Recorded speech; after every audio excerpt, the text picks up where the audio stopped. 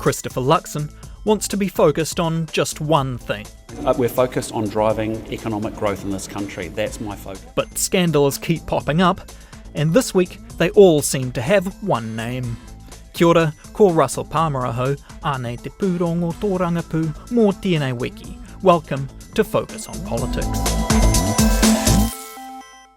Hot on the heels of a Waitangi Day overshadowed by the Treaty Principles Bill, the ex-leader David Seymour this week remains in the limelight. Ex-party leader David Seymour has hit back at the Prime Minister's criticism of his support for Philip Polkinghorne, who was later charged and then acquitted of murdering his wife. Christopher Luxon says Mr Seymour was ill-advised to send a letter in support of the Remuera eye surgeon while police were investigating his wife's death. But David Seymour told Checkpoint his actions were not ill-advised. And my response to that is what's ill-advised is commenting when you don't know all the facts and criticising a local MP for doing their work. Friendly fire on the government benches, the three-headed taniwha chasing its tail. Amid a worrying slide in multiple polls for the coalition, this was a headache the Prime Minister would rather ignore. I'm frankly focused on other things. I don't think too deeply about David Seymour. What I'm really focused on is making sure we grow the economy. But it's not the only thing David Seymour's under fire for. Here's Winston Peters on Thursday responding on the Prime Minister's behalf to Labour's Carmel Sepuloni. Does directing a child sexual abuse survivor to speak with the ACT Party's lawyer rather than the police after being abused by the ACT Party's then President meet the standards that are expected of an incoming Deputy Prime Minister? It has been pointed out that the proper place of complaint lay elsewhere. But, people own experience, they all learn, and not everybody's a lawyer. Luxon and Peters both say those events happened before Mr Seymour was a minister, but the ex-leader chose Monday to drive something other than growth. David Seymour is likely to be in hot water with the Speaker after attempting to drive a historic Land Rover up Parliament steps today. It's now become apparent on the TV news last night that before taking that course of action, David Seymour was twice told that you had specifically said the Land Rover was not allowed to be driven up the steps of Parliament. Christopher Luxon spoke to his wayward minister on Monday night. Look, I'm not talking about private conversations, but we had a good chat. And frankly, I'm focused on things which is about growing this economy. He's not fussed about the little things. Well, what I'd say, small parties are always going to try and get some media attention. That's politics. That's what I've learned in the last 4 years. But I can tell you, I'm very focused on actually growing and driving the economy. Seymour himself is not backing down. He says not everything was known about the Polkinghorne case when he sent that letter, and he was advocating on a constituent's behalf. That he exited the Land Rover as soon as he knew of the Speaker's orders, and the Jago complaint was handled absolutely by the book.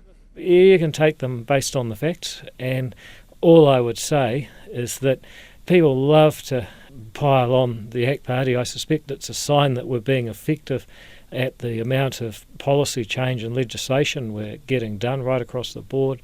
Whether it's charter schools, oranga tamariki, firearms, saving money, overseas investment, red tape and regulation, workplace relations, contracting, holidays, you name it, we're doing it. That seems to be creating a little bit of attention. Sure, but this is kind of about the coalition dynamics and the Prime Minister's response to those actions this week and kind of your response to him. Do you think his response was a bit overblown? What about the media response? Was that overblown? Well, my responses are on the record. I think we need to mature as a country and recognise that disagreement is not in itself a bad thing. Incivility is a bad thing, but we haven't seen that. We've seen disagreement, respectful disagreement. We'd all be a lot richer in many senses of the word if we had more civil disagreement, which we've seen between two people who still work together incredibly effectively. In fact, I think Chris and I have been so effective in terms of a government that is delivering real change. That's what's really put the target on our backs. You and the Prime Minister have both talked about the evolution of MMP and how we've kind of got to that and how things have changed around that. What does that mean to you in terms of this kind of maturing of the political system? Well, New Zealand has gone through several cycles. Up until 1891 there were no parties, then there was the Liberal Party. From the 1930s, there was a two-party system of Labour and National, and from the 1990s, we saw a multi-party system that was really dominated by two parties. I suspect that we are going through a fourth major shift in the structure of New Zealand politics, and that is to have a genuinely multi-party system. Those comments from the Prime Minister, I mean, he basically said small parties will always try and get votes. What do you think he was saying there? Oh, I doubt that he was trying to say anything at all. He was just looking for a few words to say in that particular instance. It's not a theme. He doesn't normally say that, so I wouldn't read too much into it. But what I would say is that it is true. Parties like ACT are more agile and are able to take positions faster in real time. I think a lot of the growth of ACT, and the fact ACT is not so much of a small party these days, is precisely because of that agility. Given recent polling, do you think National's potentially a bit worried about their future in the upcoming election? No, I think all three coalition parties appreciate that people are voting on the economy, which is challenging to say the very least. But they will still be voting on the economy as our reforms come into effect and things improve over the next 18 months before the election, and that does give us a lot of hope. As we're coming into the period where you're going to be Deputy Prime Minister, are you going to kind of carry on that approach to MMP and how you kind of view things working with your coalition partners, or are you kind of going to soften the way that you do things in public? How are you going to handle that? Will things change? Well, I mean, procedurally, I'll probably more often have to be the acting Prime Minister, and that obviously comes with it some serious responsibilities, such as if there is a crisis. But by and large, we remain in a very effective partnership where our disagreements are civil and our cooperation is strong. How does that look with New Zealand First? Well, equally, we've got a very civil relationship. That the relationship between ACT and New Zealand First certainly hasn't prevented the government from getting a lot of policy change and legislation done. In fact, in some instances, ACT and New Zealand First relationship has helped us get things over the line. So I think, on the stuff that matters, the policy change New Zealanders get very effective.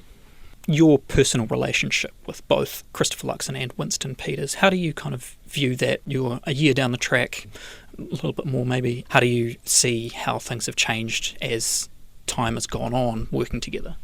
Well, I didn't come to politics to make personal friends, and I worry for anyone who did. But I think in terms of the professional working relationships we got, again, I think they're very effective, and the proof in that particular pudding is in the eating of the amount of change, legislation and policy work that the government's got through in a relatively short period of time.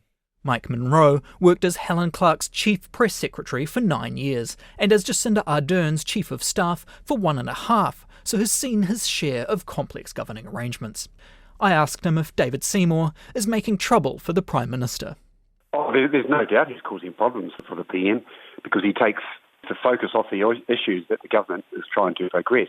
And right now, there's a very strong emphasis on the economic issues and the desire to get the attention on growth, etc. And he knows exactly what he's doing. I mean, Seymour, like Peters, is in a battle to stay relevant.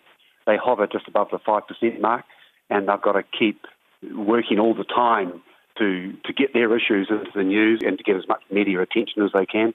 He knows exactly what he's doing.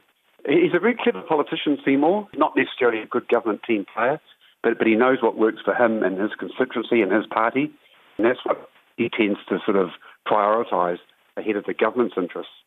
I think both Peters and Seymour have got Luxon's measure in terms of the politics of being in government.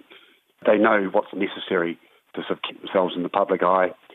Seymour tends to do that ahead of the interests of the wider government, that they have to give the appearance of unity because voters can smell disunity very quickly, and it can be very destructive.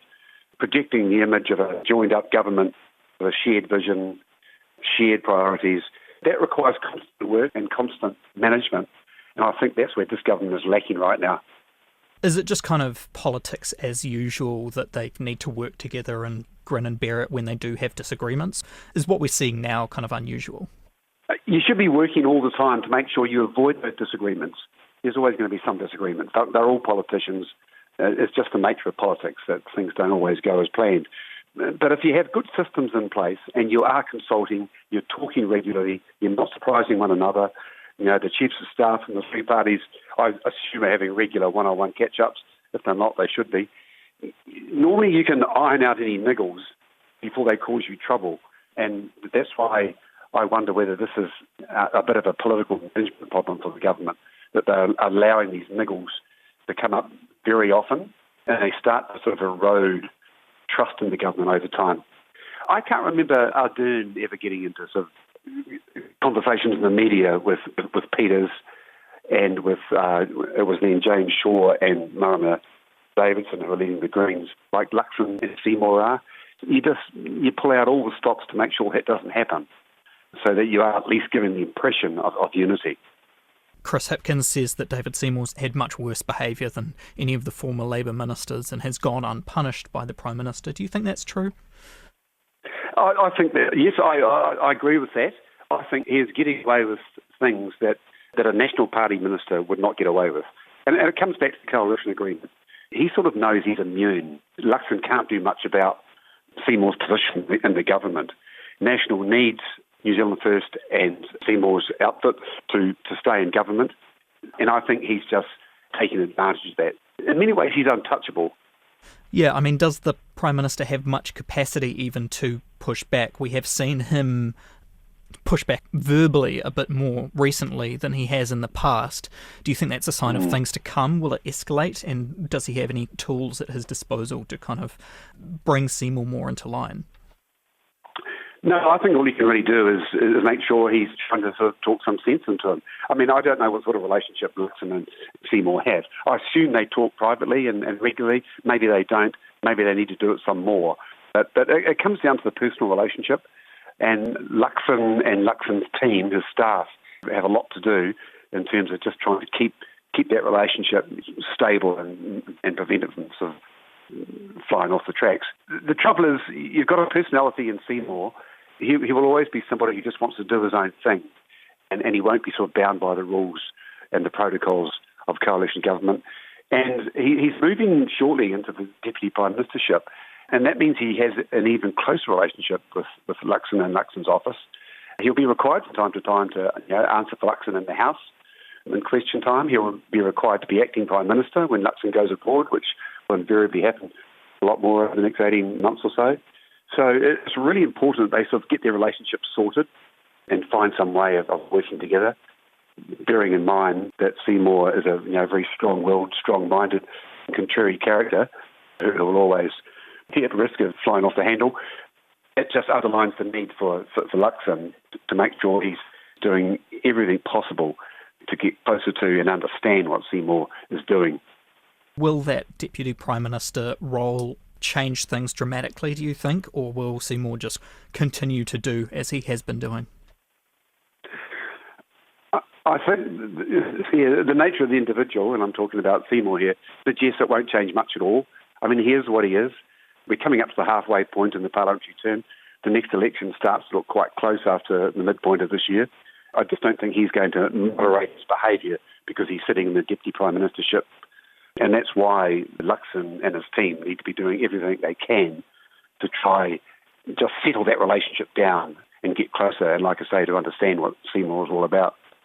How does Winston Peters, as the kind of third member of this trio, fit into this and his party? How do you think his position will affect that kind of relationship between Seymour and Luxon? And do you think we'll see his approach change as we get closer to the election? I think we're bound to see Winston Peters' attitude change. He's going to be freed of the Deputy Prime Ministership in about 3 or 4 months' time, and then he can focus on being leader of New Zealand First to a greater extent. And he and Seymour, in many ways, are in a bit of a scrap for the same protest vote and a struggle to stay above 5% in the next election. And Winston Peters, I would imagine, doesn't have a lot of time for Seymour. He seems to have been annoyed and irritated by him in the past. You might just see Winston being a bit more vocal in his criticisms of ACT and Seymour in particular. that will just add to the feeling of tension across the coalition government over the next 18 months. There has been some speculation that him holding the foreign minister role, continuing to hold that through to the end of the term, will moderate that somewhat. Do you agree with that?